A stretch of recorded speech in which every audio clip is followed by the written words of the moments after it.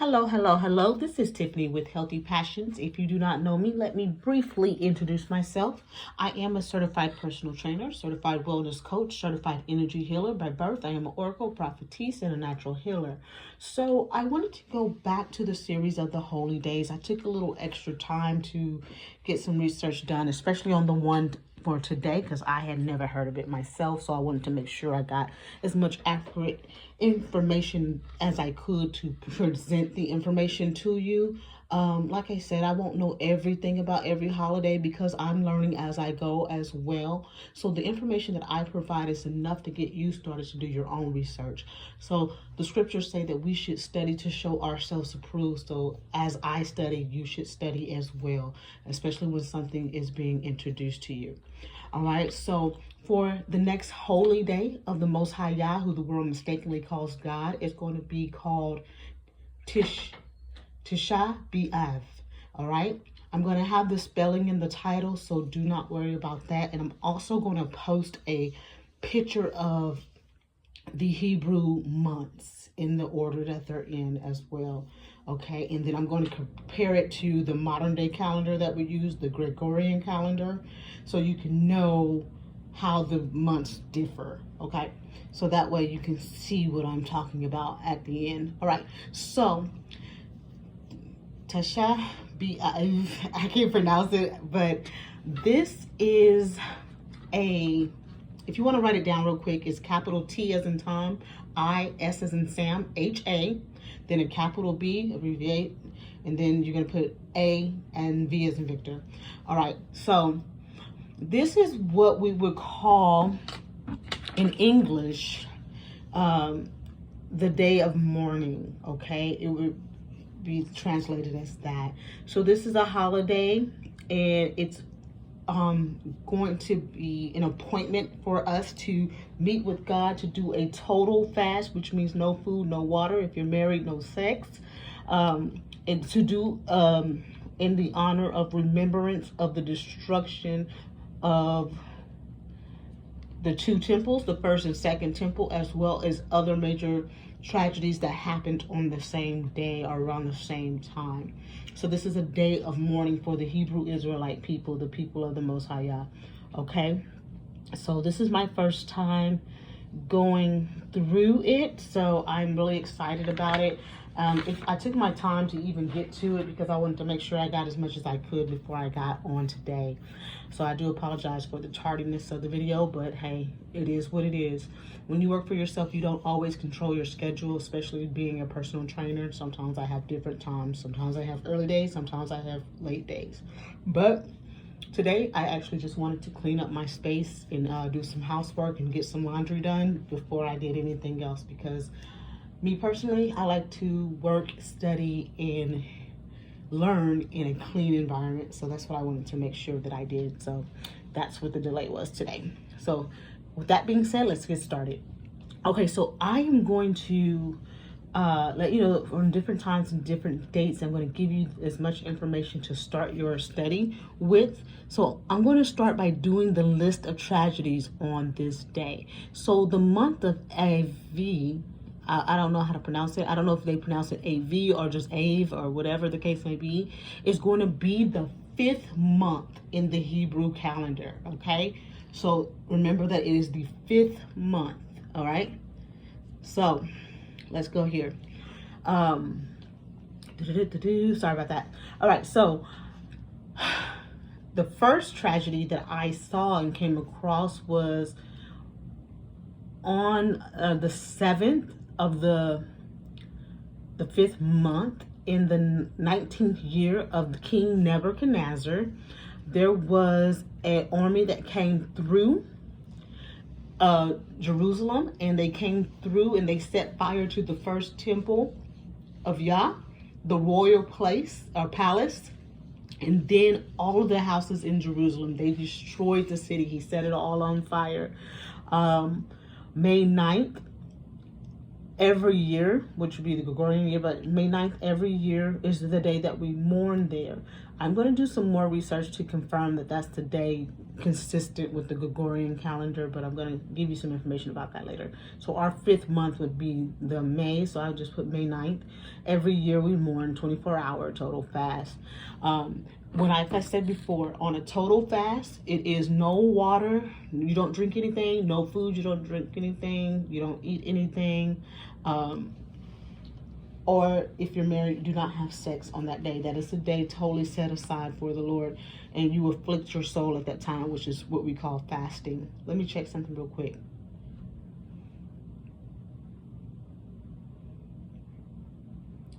All right, so I checked with the Most High, so it is in May of our Gregorian calendar that we're used to.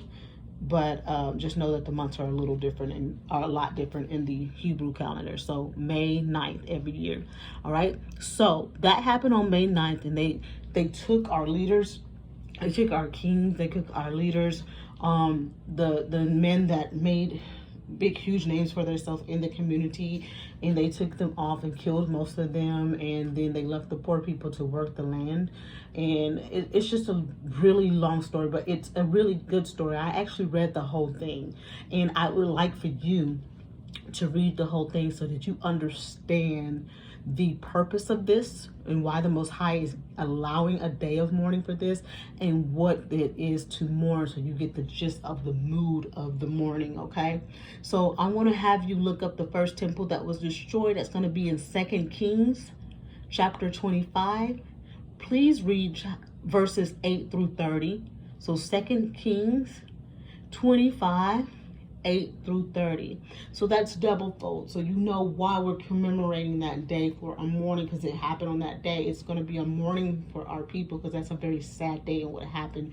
When you read the details in those verses, you will understand where I'm coming from. I'm kind of like heartbroken right now, because it's like, it was just so sad what was done to my people at that time. And what continuously has been done to my people, right? And that is a very sad day. But also on the flip side, when we're saying now, when the people of Yah are saying now that the world, the whole entire world is under judgment at this time, these are some of the actions they're under judgment for. When you see the total disrespect that they did to the Most High Yah's temples and to the people of the Most High, when you see the type of disrespect, not one but 2 times, or in other times as well, and up until today, the total disrespect, humiliation, dehumanization of our people for hundreds and hundreds and thousands of years, you will understand why judgment is so harsh at this time, and why the Most High is returning their actions upon their head, and why he says vengeance is mine. Because there is no way, with our people in our right hearts and our right minds, we do not have the type of mindset, mentality, or capability of being that evil. So we're just not built like that. And so it would make sense. I see why the Most High says that vengeance is his, saith the Lord, because only he can return the correct and just judgment to the people who have oppressed us over the thousands of years, different nations at a time. So only he can return that in the way that will provide justice to our people. All right. So I do understand why he says vengeance is his. Also, too, during that day of mourning, we are to gather together in our homes, because we don't have a temple now, so we can gather together in our homes privately. Or if you do have a gathering place where there are other Hebrew Israelites who believe as you do and that follow Torah and are biblically based, y'all can come together on that day and fast and mourn together. But it's suggested that you read the book of Lamentations at that time. All right. And the Most High said you can do it in your homes, or you can do it in groups if y'all have a group or area where y'all meet. And the reason why is because we are still in the lands of our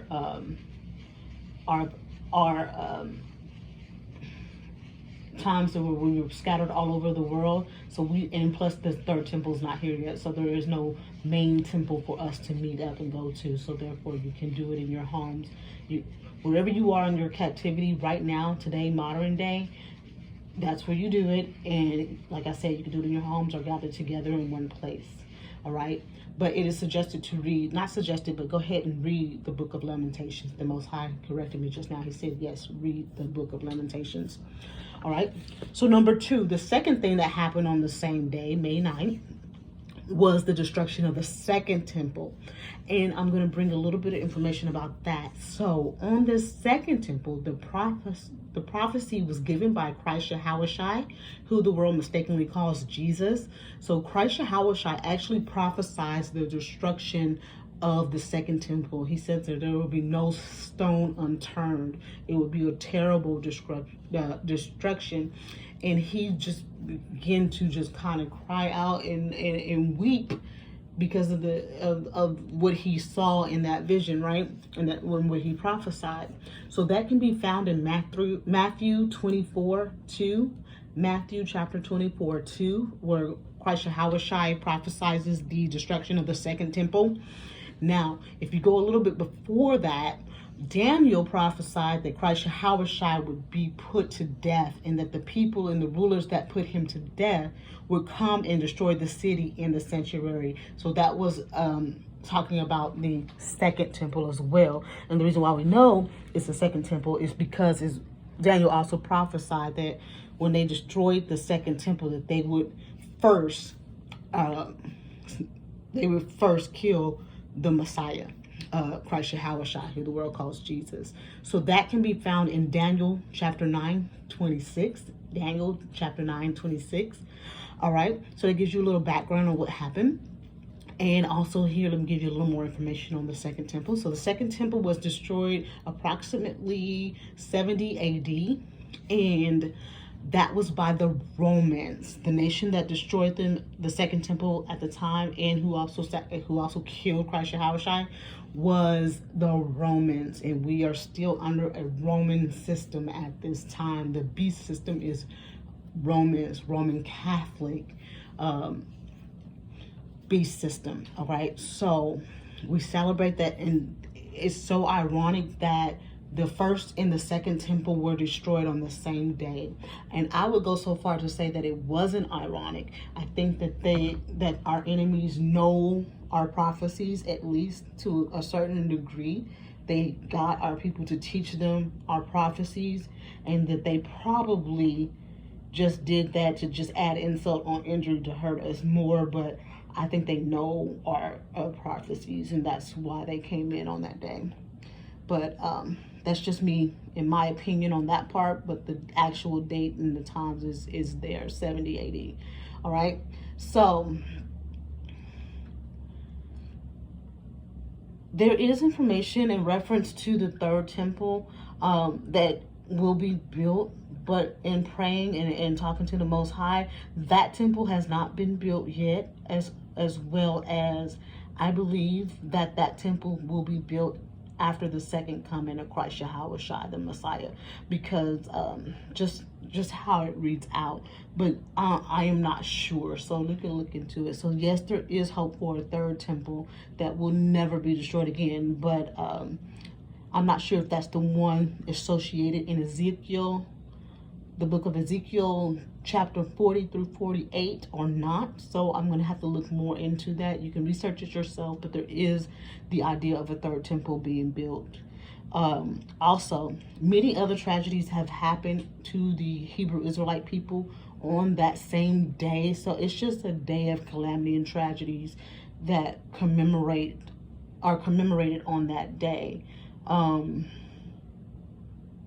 Another thing that happened on that day is when, right after the exodus of Egypt, the bondage of Egypt, before they went into the wilderness, they sent spies into the land to scope out the land, and they were like, I don't think we could take over the land. And it was on that day, the same day, May 9th, that the Most High told them to not go into the promised land. So they were very disappointed, and then they ended up, the story, going into the wilderness and dealing with hardship after that. So that was also done on May 9th. It's just a day that a lot of calamity just seems to happen to our people on that day. So that's three things. First, second temple, and not going into the promised land right away are some of the things that happen on that day. You can do more research. I'm sure you will find other tragedies that happened to the people of the book, the Hebrew Israelites, my people. And yeah, so that's what I want to say. And like I said, I am going to go ahead and post a picture of the Gregorian calendar versus the Hebrew calendar. Now, I made a note to myself on this picture.